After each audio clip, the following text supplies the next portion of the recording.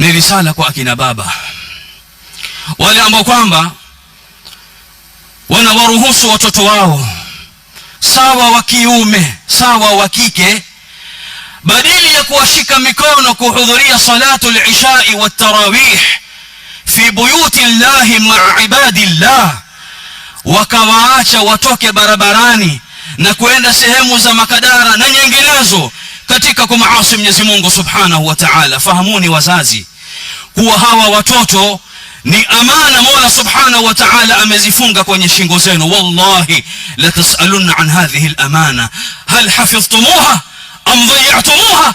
Hii amana mtakwenda kuulizwa mbele ya Mola Subhanahu wa Ta'ala. Fa'iddu li hadha swali jawaban. Hii ni swali kila mmoja alitayarishia jawabu. إن الله تبارك وتعالى كما قال عليه الصلاة والسلام سائل كل راع عما استرعاه حفظ أم ضيع.